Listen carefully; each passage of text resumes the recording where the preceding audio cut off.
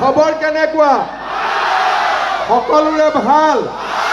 তেতিয়াহ'লে মোৰ লগত একেলগে ক'ব, ভাৰত মাতা কি, ভাৰত মাতা কি, বন্দে বন্দে, নৰেন্দ্ৰ মোদী, দিলীপ শইকীয়া, পদ্ম হাজৰিকা, পদ্ম হাজৰিকা। যাৰ যাৰ মোবাইল আছে, এতিয়া মোবাইলৰ লাইট জ্বলাই জ্বলাই আমি কম, ভাৰত মাতা কি, ভাৰত মাতা কি, ভাৰত মাতা কি, নৰেন্দ্ৰ মোদী, নৰেন্দ্ৰ মোদী, দিলীপ শইকীয়া, পদ্ম হাজৰিকা, পদ্ম হাজৰিকা।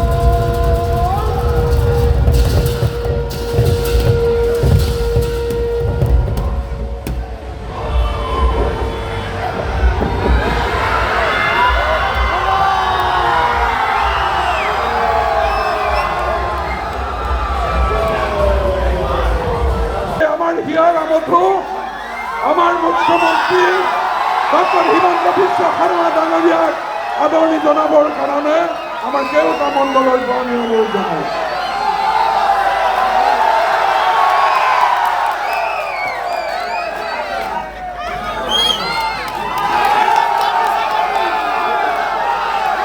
এতিয়া আপোনালোকৰ উদ্দেশ্যে মুখ্যমন্ত্ৰী ডাঙৰীয়াৰ বক্তব্য ৰাতিপুৱা 10 বজাত আমি আমাৰ জন আশীৰ্বাদ যাত্ৰা আৰম্ভ কৰিছিলোঁ। এতিয়া প্ৰায় 12টা বাজে। আজি আমি জন আশীৰ্বাদ যাত্ৰাত ঢেকিয়াজুলি, বৰচলা, তেজপুৰ, ৰঙাপাৰা আৰু নদুৱাৰ সমষ্টিত আমি ৰাইজক লগ কৰিবলৈ সক্ষম হলো। উৎসাহ উদ্দীপনা অভূতপূৰ্ব। মই নিজে ভাবা নাছিলো যে ইমান ৰাইজ ওলাই আহিব। আমাৰ দলৰ পৰা যি ব্যৱস্থা কৰিছিলে তাতকৈ বহুত বেছি মানুহ ওলাই আহিলে। আমাৰ যাত্ৰা 6 বজাত শেষ হোৱাৰ কথা আছিলে, 12 বজাত শেষ হ'ল। আৰু এতিয়াও আমাৰ চাৰিদুৱাৰত লোকে লোকাৰণ্য হৈ আছে। অহাকালি জাগিৰোডৰ পৰা আমি নগাঁওলৈকে যাম। মই ভাবো যে অহাকালিও ৰাইজে আমাক আশীৰ্বাদ দিব। জন আশীৰ্বাদ যাত্ৰাৰ আজি প্ৰথম দিনটোৰ সফলতা সঁচাকৈ আমাৰ বাবে অত্যন্ত গৌৰৱৰ কথা যে এইবাৰ ই এটা নিশ্চিত কৰিছে যে বিজেপিয়ে এইবাৰ অভূতপূৰ্ব ফল দেখুৱাব। আজি ৰাতিপুৱা 10টা বজাত মই আৰম্ভ কৰিছিলো, এতিয়া 12টা, প্ৰায় 14 ঘণ্টা।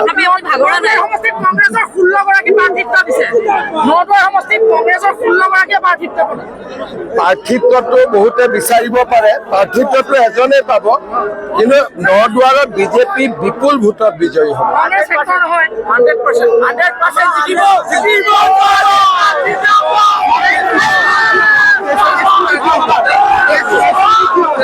সব ভাল হ'ব, সব ভাল হ'ব।